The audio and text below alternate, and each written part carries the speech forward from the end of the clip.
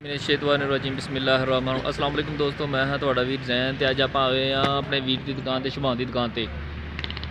ਸ਼ਬਾਨ ਜ਼ਰਈ workshop ਜਨਾਬ ਸਾਹਿਬ ਹਰ ਕਿਸਮ ਦੇ ਆਲਾਤ ਬਣਾਏ ਜਾਂਦੇ ਆ ਇੱਥੇ, ਜਿੱਦਾਂ ਦੀ ਚੀਜ਼ ਬਣਾਉਣੀ ਹੋਵੇ। ਟਰੈਕਟਰ ਦੀ ਮਤਲਬ ਟਰਾਲੀ ਹੋ ਗਈ, ਹਲ ਹੋ ਗਏ, ਰੂਟਾਵੈਟਰ ਹੋ ਗਿਆ ਤੇ ਥ੍ਰੈਸ਼ਰ ਹੋ ਗਈ, ਮਤਲਬ ਕਿ ਹਰ ਤਰ੍ਹਾਂ ਦਾ ਕੰਮ ਕੀਤਾ ਜਾ ਰਿਹਾ ਵਾ।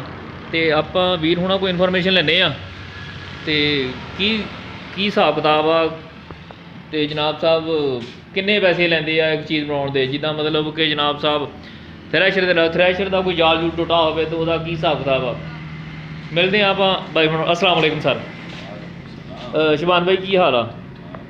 ਅੱਛਾ ਮੈਨੂੰ ਦੱਸੋ ਕਿ ਜਨਾਬ ਸਾਹਿਬ ਜਿਹੜਾ ਆਪਾਂ ਰੂਟਾਵੈਟਰ ਮਤਲਬ ਕਿ ਕਿਸੇ ਕੋਈ ਟੁੱਟ ਜਾਂਦਾ ਵਾ, ਖਰਾਬ ਹੋ ਜਾਂਦਾ ਵਾ, ਤੇ ਉਹਦਾ ਕੀ ਹਿਸਾਬ ਕਿਤਾਬ ਆ? ਜਿਵੇਂ ਦਾ ਕੰਮ ਹੋਏਗਾ ਭਾਈ ਉਹ ਪੈਸੇ ਹੋਣਗੇ। ਤੇ ਅੱਛਾ ਆਪਾਂ ਮਤਲਬ ਕਿ ਥ੍ਰੈਸ਼ਰ ਹੋ ਗਈ, ਹਰ ਚੀਜ਼ ਦਾ ਕੰਮ ਸਹੀ ਆ। ਜਿਹੜੇ ਮੇਰੇ ਦੋਸਤ ਮੇਰੇ ਚੈਨਲ 'ਤੇ ਨਵੇਂ ਆ, ਸਾਡੇ ਚੈਨਲ ਨੂੰ ਸਬਸਕ੍ਰਾਈਬ ਕਰੋ ਤੇ ਸਾਡੀ ਵੀਡੀਓ ਨੂੰ ਲਾਈਕ ਕਰੋ ਤੇ ਸ਼ੇਅਰ ਕਰੋ।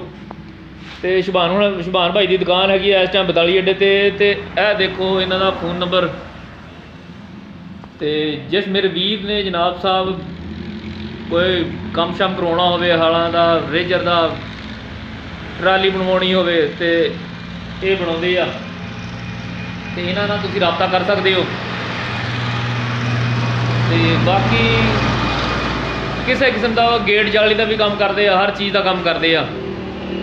ਤੇ ਦੇਖਦੇ ਆ ਤੁਸੀਂ ਉਹਨਾਂ ਆਓ, ਅਜ਼ਮਾਓ ਤੇ ਤੁਹਾਡੇ ਨਾਲ ਪਿਆਰ ਮੁਹੱਬਤ ਵੀ ਕਰਨਗੇ ਇਨਸ਼ਾਅੱਲਾ ਤਾਲਾ। ਚਲੋ ਠੀਕ ਆ ਦੋਸਤੋ, ਮਿਲਦੇ ਆ ਆਪਾਂ ਅਗਲੀ ਵੀਡੀਓ 'ਚ।